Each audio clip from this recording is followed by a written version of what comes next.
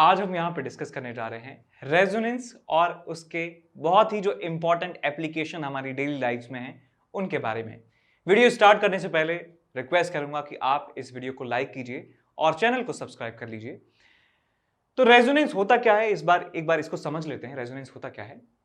तो जब हम एक पीरियोडिक फोर्स अप्लाई करते हैं किसी सिस्टम पर और पीरियोडिक फोर्स को लगाने की जो फ्रीक्वेंसी है उस सिस्टम की नेचुरल फ्रीक्वेंसी के बराबर हो जाती है, तो सिस्टम का एम्पलीट्यूड बहुत ज्यादा बढ़ जाता है। ऐसे समझिए कि ये हमारे पास सिस्टम है, सिस्टम की कोई फ्रीक्वेंसी है, लेट्स से f0, ये इसकी नेचुरल फ्रीक्वेंसी है। नेचुरल फ्रीक्वेंसी क्या होता है कि जब किस सिस्टम को वाइब्रेट कराया जाता है, या कह सकते हैं गिटार स्ट्रिंग को प्लग करते हैं तो गिटार की स्ट्रिंग वाइब्रेट होती है। सिंपल पेंडुलम को डिस्टर्ब करते हैं तो उसकी फ्रीक्वेंसी होती है, फिक्स फ्रीक्वेंसी होती है, जो अप्लाइड फोर्स के मैग्नीट्यूड पर या एम्पलीट्यूड पर डिपेंड नहीं करती है। तो उस फ्रीक्वेंसी को नेचुरल फ्रीक्वेंसी कहा जाता है कि नेचुरली ऑब्जेक्ट या सिस्टम जिस फ्रीक्वेंसी पे वाइब्रेट होता है उस फ्रीक्वेंसी को नेचुरल फ्रीक्वेंसी कहा जाता है।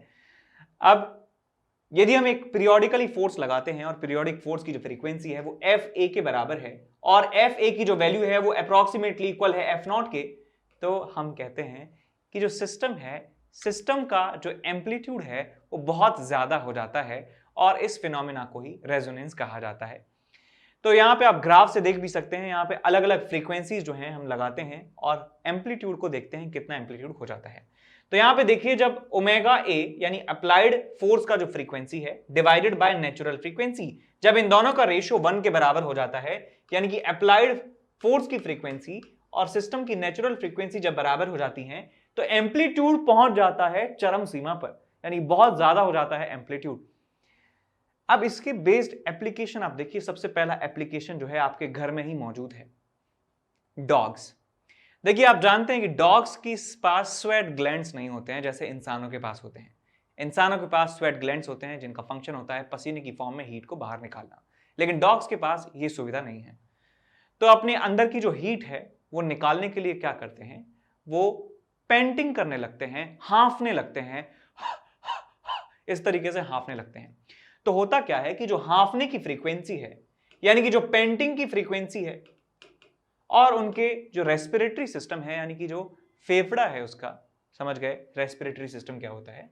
तो रेस्पिरेटरी सिस्टम का एक फ्रीक्वेंसी होता है, रेस्पिरेटरी सिस्टम का फ्रीक्वेंसी होता है, और डॉग्स कुछ इस तरीके से हांफते हैं कि उनकी पेंटिंग की फ्रीक्वेंसी उनके रेस्पिरेटरी सिस्टम की फ्रीक्वेंसी के बराबर हो जाती है। तो उनका जो रेस्पिरेटरी सिस्टम है वो बहुत ज्यादा एम्पलीट्यूड से मूव करता है, यानी कि जो उनका फेफड़ा है वो बहुत ज्यादा एम्पलीट्यूड से मूव करता है, ऐसे बहुत बहुत ज्यादा करता है। तो जो एयर का इनफ्लो और आउटफ्लो है उस डॉग्स के अंदर से वो बहुत ज्यादा हो जाता है और बहुत ही कम समय में डॉग्स जो है अपनी हीट को बाहर कर देते हैं। ठीक है, तो ये देख सकते हैं कि बहुत ही ज्यादा ब्यूटीफुल जो है एक सिस्टम यहाँ पे बना हुआ है कि ये डॉग्स जो है, जिसको कोई आइडिया नहीं है फिजिक्स के बारे में, ये डॉग्स पेंट करता है, हांफता है, और इसका जो रेस्पिरेटरी सिस्टम है वो रेजोनेंस में आ जाता है और जो हवा है, एयर है, वो एफिशिएंटली जो है बाहर निकल जाती है। तो ये हुआ एक एप्लीकेशन। दूसरा एप्लीकेशन होता है कि आपने देखा होगा कि कार में मान लीजिए कॉइन्स रखे हैं, खाली बॉटल रखी है कांच की, तो जब भी हम कार को स्टार्ट करते हैं और कार को मूव करवाते हैं तो एक पर्टिकुलर स्पीड ऑफ कार पर ये जो बॉटल है, ये जो कॉइन है, ये रैटल करने लगते हैं। रैटलिंग की नॉइस आप देखिए, जैसे आप सुन सकते हैं यहां पे क्लियरली, तो यहां पे रैटल होने की जो है आवाज आ रही है आपको, ऐसा होता है कार में। तो ऐसा इसलिए होता है कि जो ऑब्जेक्ट है जो रैटल हो रहा है एक्चुअल में, उसकी एक नेचुरल फ्रीक्वेंसी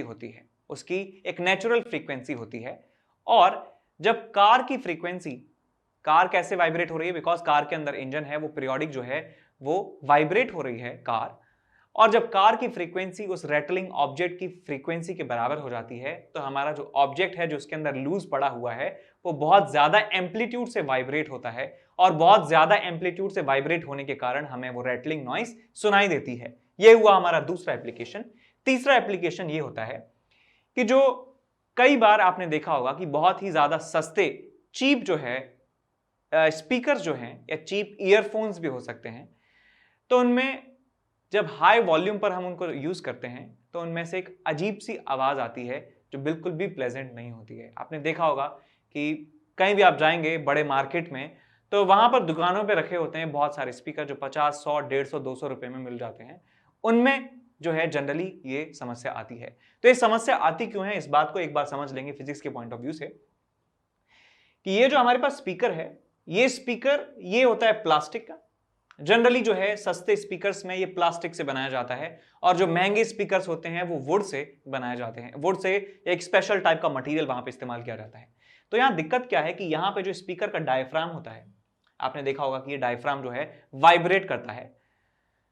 तो डायफ्राम के वाइब्रेट होने की फ्रीक्वेंसी में मान लेता हूं W ओमेगा ए के बराबर है, और जो इसकी हाउसिंग है जिससे ये कंस्ट्रक्टेड है, इसका जो स्केलेटन है, उसकी भी एक नेचुरल फ्रीक्वेंसी होती है।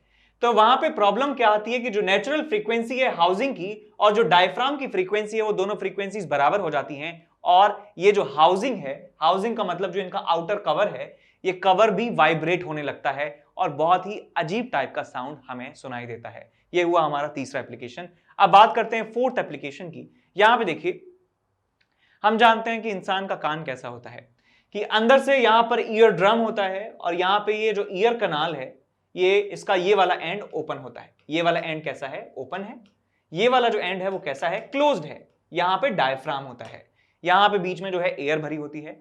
तो मैं इस पाइप को, इस कैनाल को मैं कंपेयर कर सकता हूं एक क्लोज्ड ऑर्गन पाइप से। मैं क्लोज्ड ऑर्गन पाइप से मैं इसको कंपेयर कर सकता हूं। ये क्लोज्ड ऑर्गन पाइप है और क्लोज्ड ऑर्गन पाइप की फ्रीक्वेंसी कितनी होती है, फंडामेंटल फ्रीक्वेंसी। फंडामेंटल फ्रीक्वेंसी के बारे में जानते हैं कि ये V/4L के बराबर होती है। तो स्पीड ऑफ साउंड हम जानते हैं लगभग 330 मीटर पर सेकेंड होता है speed of sound in air.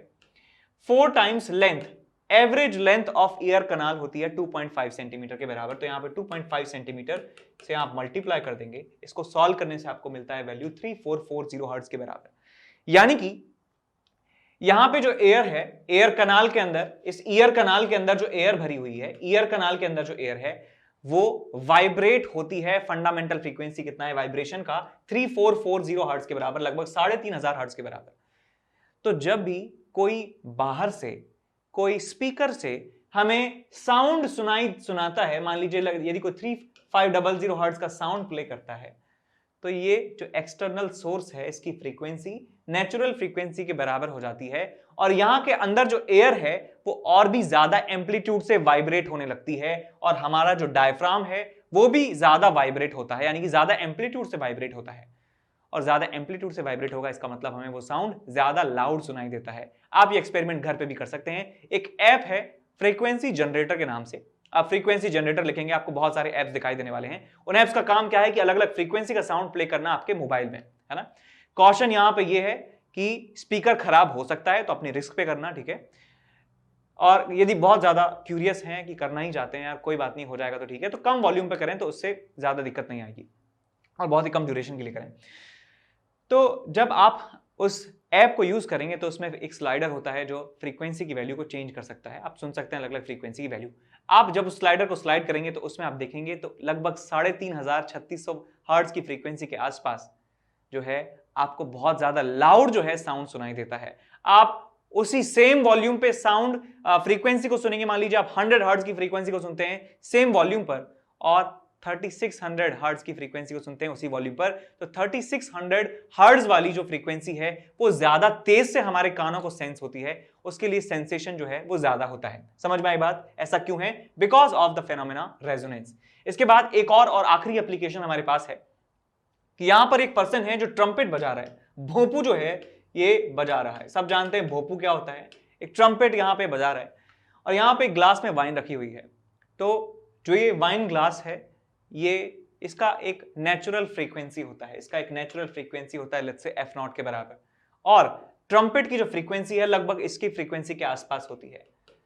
तो जब हम ट्रम्पेट इसके पास बजाते हैं और मतलब सफिशिएंटली क्लोज हैं इसके, तो एक ऐसा मूवमेंट आ जाता है कि ये जो ग्लास है ब्रेक हो जाए, बिकॉज ये जो एक्सटर्नल सोर्स है हम एक फोर्स लगा रहे हैं एयर के थ्रू, एयर को वाइब्रेट कर रहे हैं इस फ्रीक्वेंसी पर FA पर, और जो एयर वाइब्रेट हो रही है वो इसके ऊपर फोर्स लगा रही है, फोर्स एक्सर्ट कर रही है।